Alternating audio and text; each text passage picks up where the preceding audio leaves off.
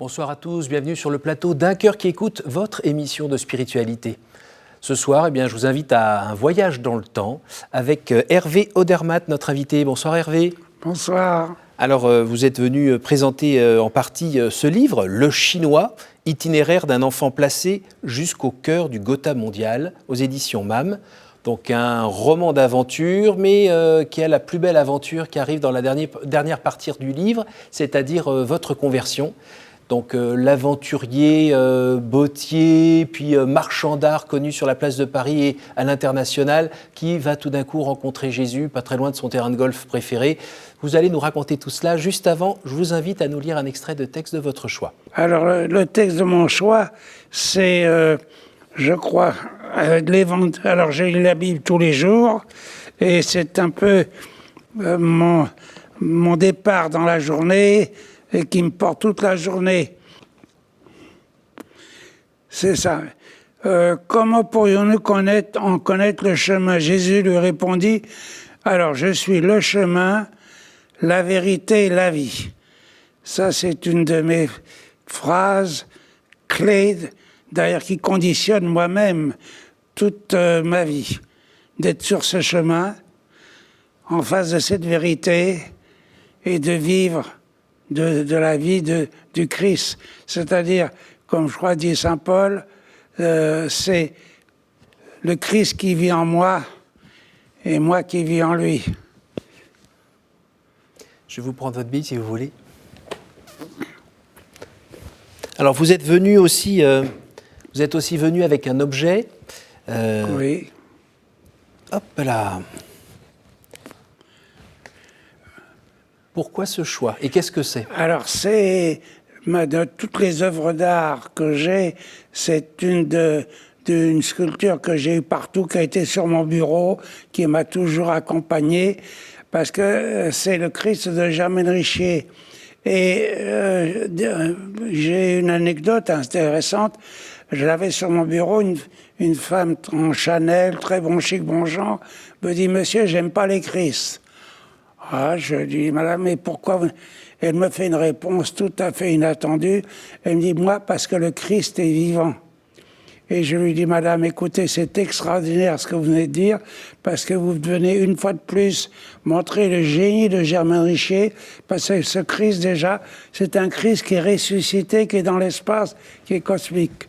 Et c'est pour ça que c'est un de mes objets d'art préférés.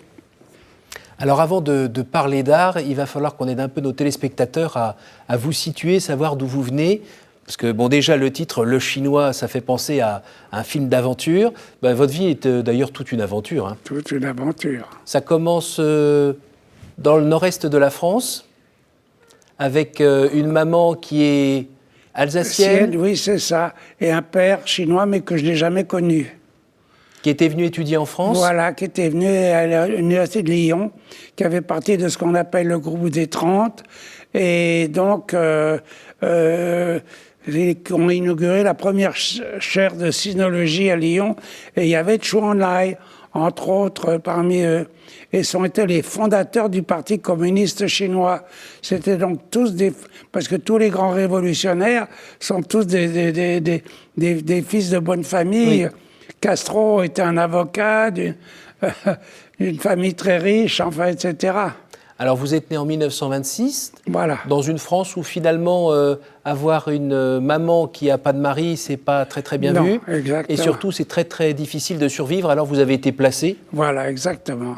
Dans une ferme, parce que les patrons de ma femme, elle avait un choix pour m'élever, soit d'être pute, soit d'être bonne à tout faire. Elle a choisi bonne à tout faire. La vie a été très dure pour elle, oui. Mais elle m'a placé dans une ferme où, alors là, il y avait 6 enfants, très pauvres, mais où j'étais très heureux, parce qu'on peut être pauvre et heureux. Alors, vous êtes le petit garçon un peu différent, qu'on remarque, parce qu'il est différent dans la famille, bien sûr, mais dans le village. Vous êtes assez costaud comme garçon, et puis vous allez grandir au contact de cette nature qui vous plaît bien et qui vous permet aussi de comprendre les gens, de connaître les réalités de la terre, et c'est une vraie école de la vie. Qui m'a complètement... Je suis façonné par la nature, toutes les grandes émotions qui ont fait que je suis devenu ce que je suis, c'est-à-dire quelqu'un qui regarde un tableau en une seconde qui vous dit c'est vrai, c'est faux, parce que la peinture c'est de l'émotion. Et j'ai ressenti toutes les grandes émotions dans ma jeunesse. Alors, il y a quelques virages qui vont arriver dans cette jeunesse, notamment quand vous allez vous embarquer avec la Résistance. Pareil, on suit l'aventure, on tourne les pages pour savoir ce qui va se passer. J'étais dans la montagne, j'ai vu cette voiture, il passait une fois, deux fois. La troisième fois, je me suis mis dans le fossé et j'ai dit, je pars avec vous. Et ils m'ont emmené. Et je racontais, au début, ma résistance n'était pas glorieuse, c'était simplement de m'occuper du ravitaillement. Eh oui, ça en fait partie. Jusqu'au jour, tout dans la vie, c'est les décisions. La chance n'existe pas, ce sont les décisions que l'on prend. Quand le colonel est venu demander est-ce qu'il y a un motard parmi vous, j'avais jamais mis le cul sur le moto, moi. Et ça, vous aviez 18 ans, oui. Et vous retrouvez avec une énorme moto qui fait qu'un peu plus loin, dans le virage, je vole. Dans le fossé. Mais j'ai quand même rempli ma mission. Et à ce moment-là, ça a tout changé dans ma vie. Tout, normalement, lorsque il y a eu le débarquement en Provence avec la première armée de Tassi, tout notre groupe a été dans la première armée française. Moi, il y a un capitaine qui était là avec il m'a dit, tu pars avec lui. Et je me suis retrouvé au 2e bureau à Boulard-Malesherbes à Paris. Et entre le avril et la fin août, eh ben, j'étais promu sous-lieutenant au 2e bureau. C'est comme avec ordre de mission, enfin, etc. Alors la vie avance et puis on va vous voir tout d'un coup travailler le cuir, faire des bottes et devenir bottier voilà. pour les grandes personnalités. Parce que encore la même chose, j'étais invité à étudier à l'université américaine on a visité une usine de chaussures, j'ai vu ces chaussures, 1000 francs la paire, je pensais que je voulais vendre, et j'ai vendu 16 paires dans la journée. Ça a été la fin de la carrière militaire. Oui, vous aviez un petit côté commerçant bien développé quand même. Oui, les Chinois, il paraît. Voilà.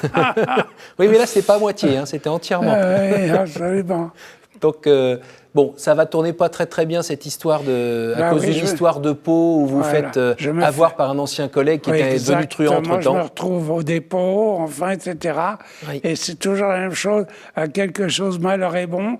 Grâce à ça, je suis devenu marchand de tableaux. Alors, marchand de tableaux, grand marchand de tableaux. Oui. Vous racontez pareil des anecdotes page après page où vous vous trouvez assez près de Montmartre où sont les futurs grands vendeurs de peinture, on va dire, grands artistes d'abord et puis après grands vendeurs très cotés. Vous racontez aussi une anecdote en Allemagne où il y a un petit tableau qui vous plaît pas mal par là-bas, qui vous intrigue.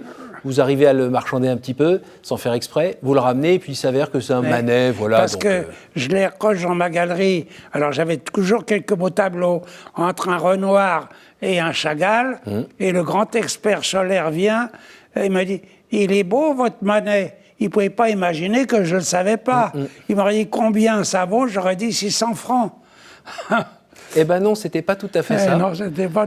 Donc, on va dire, côté professionnel, vous vous débrouillez plutôt bien, voire très très bien, même vous excellez dans votre métier. Mais je m'interroge quand même, pendant tout ce trajet, pendant toute cette croissance, le bon Dieu, c'est un problème pour vous ou pas? Non. Je ne connais pas. Mais je me rends compte que dès le départ, même à un moment j'étais mécréant, tout ce que vous voulez, mais dès le départ, je peux dire que Dieu commençait à un projet et que j'étais sous sa main. Mais ça, vous avez pu le voir beaucoup plus tard. Bien sûr, bien sûr. Alors, en gros, on se retrouve à un moment où vous avez 57 ans, tout va très bien, le business, ça roule tout seul, vous connaissez plein de gens, vous en embêtez d'autres parce que vous leur dites que leurs tableaux sont des faux alors qu'ils les ont payés très cher et tout ça. Vous jouez au golf comme un champion et un jour, pas loin de votre golf, vous revenez vers votre voiture et en regardant la vitre arrière de la voiture devant, il y a un autocollant qui vous tape dans l'œil. Prière. C'est marqué SOS Prière avec un numéro de téléphone. Et là, qu'est-ce qui se passe? Ah bah, j'étais bloqué, et puis j'ai tout oublié parce que le golf pour moi c'était absolument, je faisais des très gros paris, mais j'ai tout oublié. Je suis descendu de la voiture, j'ai fait le tour, j'ai attendu, puis au bout de je sais pas quoi, une demi-heure, une heure, quelqu'un est venu, ce que j'appelle l'ange Gabriel. Oui. Et je lui ai dit que j'avais vu, alors moi qui n'étais jamais timide, je bafouille. Et il me parle de Dieu, etc.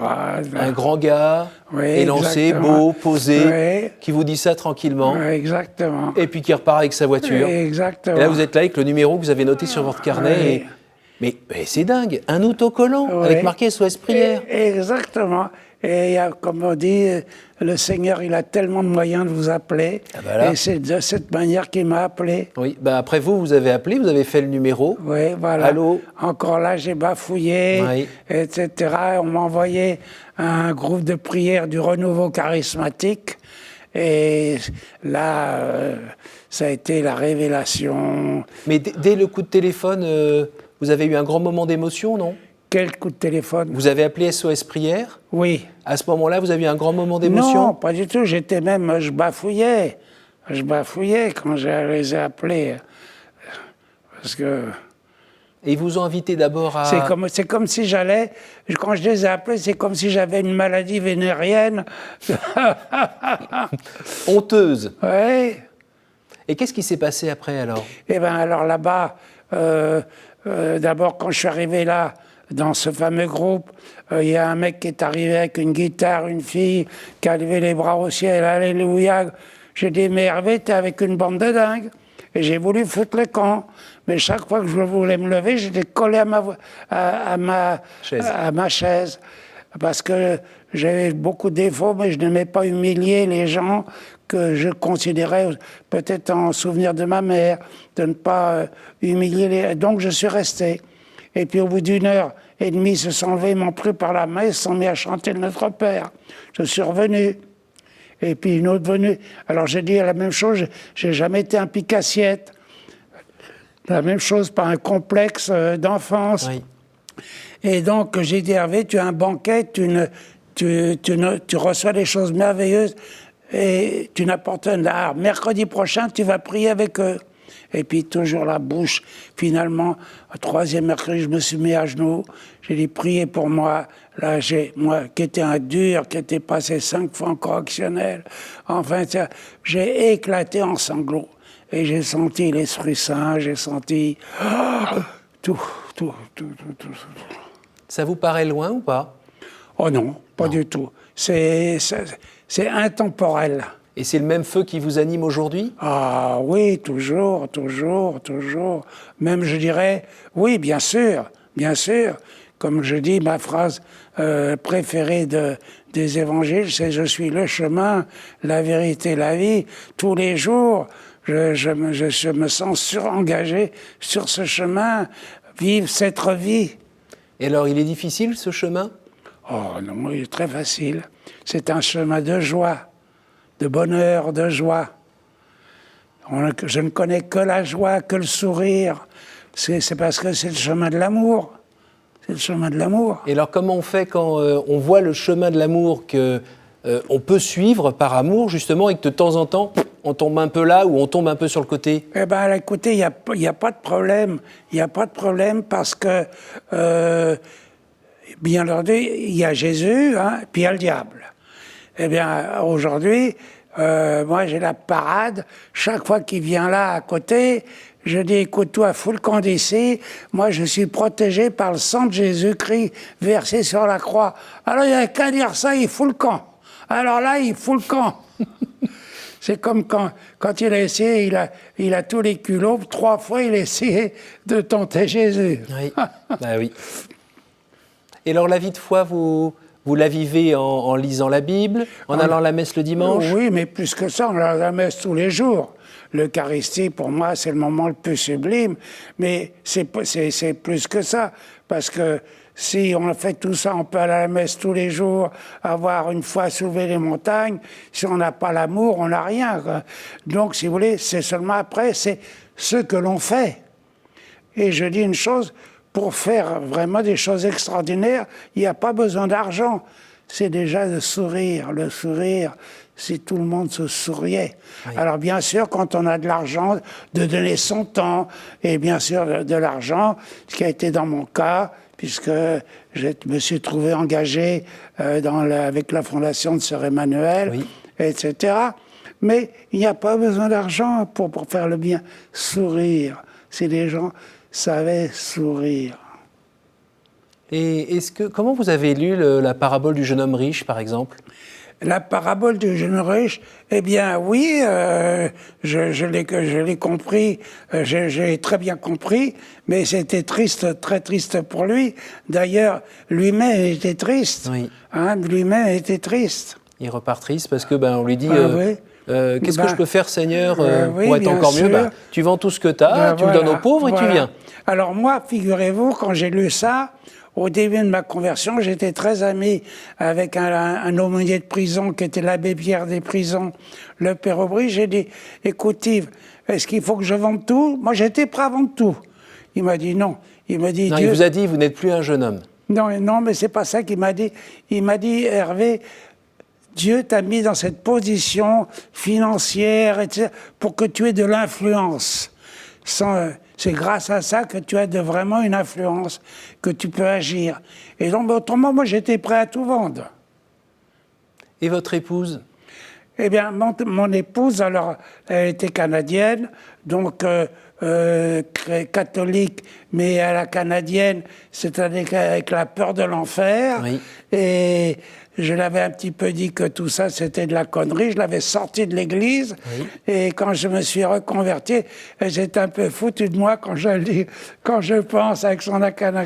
Et finalement, elle aussi est revenue. Et vous avez pu transmettre aux enfants ? Ah ben bien sûr. Alors, à ma fille, oui. À mon fils, pas encore. Mais je prie tous les jours pour mon fils. Je dis, Seigneur, je te confie mon François. Je sais que tu as entendu ma prière, que tu as déjà répondu selon tes voies. Je le confie à ton amour pour que tu l'arraches à ses démons et que tu le conduises sur ton chemin de vérité, de vie. Et les petits-enfants ? Alors, les petits-enfants, donc, tous les deux, j'ai aucun problème. Celui qui a 11 ans, quand il avait 7 ans, il dit « Je remercie Jésus de la force qu'il me donne ». Il avait 7 ans. Waouh ! Alors dites-moi, quand tout d'un coup on a cette grâce d'avoir comme une révélation personnelle, privée, est-ce que de temps en temps ou à ce moment-là, quand on regarde les années qui ont été passées et les erreurs qu'on a pu commettre, on a des remords ou... Non, parce qu'il ne faut pas regarder dans le passé.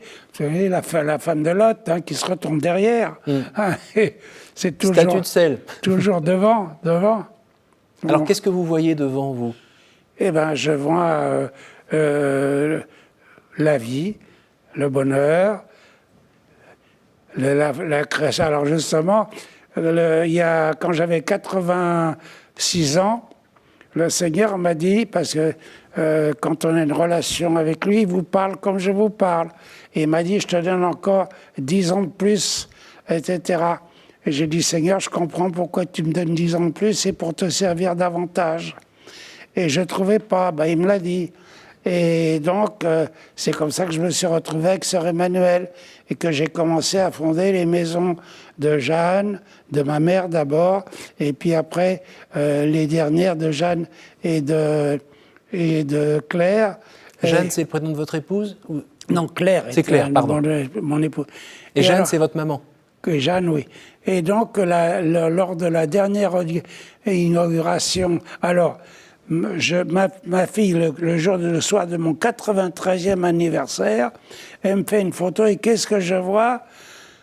Deux arcs-en-ciel derrière moi. Et je me souviens du signe de Noé, l'arc-en-ciel, oui. etc., de la Nouvelle Alliance. Oui. Et j'ai dit, Seigneur, c'est une nouvelle alliance. Et donc, je ne vais pas mourir à 86 ans, 96 ans, comme il me l'avait dit. Et j'en ai eu la preuve tout de suite. Je vais à Madagascar, pour inaugurer 4 maisons. Oui. Et là, on me met sur un projet qui concerne 500 enfants. Un de 400 et un autre 200. Alors, les travaux ont été retardés, mais maintenant, ça y est, les routes sont ouvertes. Alors, c'est anti-rabais. Et donc, j'ai dit, Seigneur, dis donc, avec la Nouvelle Alliance, tu ne vas pas de main morte. Alors vous dites aussi dans votre livre à tous les gens qui disent ouais quoi, mais le Seigneur te parle, moi il m'a jamais parlé, hein. Et là vous répondez quoi? Eh bien, quand les gens disent, toi, tu as la chance, alors déjà, il écoute tes prières. Moi, j'ai dit, écoute, moi, je te connais bien. Tu n'as aucune relation avec lui, tu lui demandes uniquement quelque chose quand tu es dans la merde. Ben, il ne peut pas te répondre. Hein, il y a 2 cas où il ne répond pas, c'est quand on est complètement étranger. Le deuxième cas, quand vous lui demandez quelque chose qui sait que c'est pas bon pour vous. Hein, et le troisième cas, c'est que le temps de Dieu n'est pas notre temps à nous. Oui. Et donc, il répond, mais parfois, ça peut prendre... Une fois, ça m'a pris 7 ans avant d'avoir eu la réponse. Mais comme dit la Bible, demandez, hein, sans vous décourager, demandez, avec foi. Et vous disiez aussi que c'est aussi en le fréquentant régulièrement, tous les jours, qu'on a une relation d'amitié, je ne sais pas comment la qualifier, en tout cas d'amour avec lui, où là, justement, oui, d'amour, en demandant, on peut avoir peut-être une réponse plus rapide, mettons, toujours, ou plus visible. Mais moi, je lui demande même une place de parking. Alors, mon secrétaire, il se marre, parce que j'arrive dans un endroit impossible, il y a une voiture qui fout le camp, qui me laisse la place. Mais d'ailleurs, il dit demandez tout, même la plus petite chose. C'est pas... il dit demandez avec foi. Si vous avez foi en moi, si vous demandez, vous obtiendrez. Dernière question, vous auriez aimé le rencontrer plus tôt? Oui, c'est vrai que si j'avais une relation que j'ai eue avec Dieu à 50, je crois que c'était 58 ans, oui. Je l'aurais eu à 20 ans, toute ma vie, alors j'aurais rendu ma femme heureuse parfaitement, enfin tout. Ouais, peut-être pas. Ah si, on reste des êtres humains. Ah non, mais non, on n'est pas des êtres humains. On est des êtres sans Dieu, on est inhumains, on n'est pas humains. Tandis qu'avec lui, j'aurais répondu parce que le bonheur, le vrai bonheur, c'est de rendre heureux les autres autour de soi. Et j'aurais rendu justement tous les gens, entre autres ma femme, parfaitement heureuse, alors que je l'ai fait souffrir. J'ai eu des aventures, tout ça. Tout ça, j'aurais pas eu ça, vous comprenez? Merci Hervé, on arrive à la fin de l'émission. Je vais vous poser les questions. Qu'est-ce que vous pouvez me donner comme chiffre entre 1 et... Alors vous m'avez dit, entre 1 et 9? Alors 9, 2, 6. Pourquoi ces chiffres-là? Parce que c'est ma date de naissance, 1926. Quelle image vous faites-vous du paradis? Écoutez, l'image que nous en donne la Bible, c'est-à-dire le temps n'a aucune relation et que c'est vraiment, le paradis, c'est d'être face à face avec Dieu, hein, avant d'être parfait, c'est-à-dire passer dans la petite usine qu'il a, le purgatoire, n'est-ce pas? C'est d'être en face et de retrouver tous ceux qu'on a aimés. Ça vous fait peur? Non, absolument pas. Pour moi, quand je finis Je vous salue Marie, je dis jamais à l'heure de notre mort. Je dis à l'heure de la joyeuse rencontre. Ça sera le plus beau jour de ma vie, le jour de ma mort. Alors, quelle est la pire idée fausse qu'on se fait de Dieu, selon vous? On s'en fait tellement d'idées fausses de Dieu. C'est la pire idée fausse qu'on peut faire de Dieu, c'est de ne pas croire en lui, c'est de croire qu'il n'existait pas.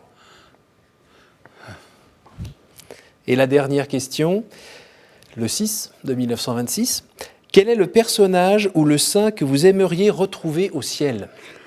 Il y a tellement... pour moi, le curé d'Ars, par exemple. Mais il y en a tellement. Pourquoi le curé d'Ars? Parce que c'était un homme simple, du peuple, etc., et qui savait à peine lire et écrire, et qui a qui a vraiment soulevé son temps, quoi.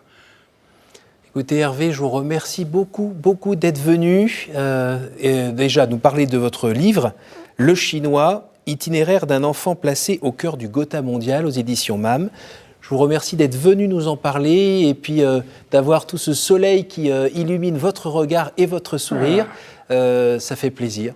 Un petit jeune de 94 ans qui vient comme ça nous transmettre un peu de sa sagesse. Je partage mon sourire à toutes les personnes qui regardent cette émission. Merci beaucoup. Je vous remercie aussi à vous tous pour votre fidélité. N'hésitez pas à partager cette émission autour de vous grâce à notre site www.ktotv.com. Il faut vraiment le partager, hein, du soleil, on en a besoin toute l'année.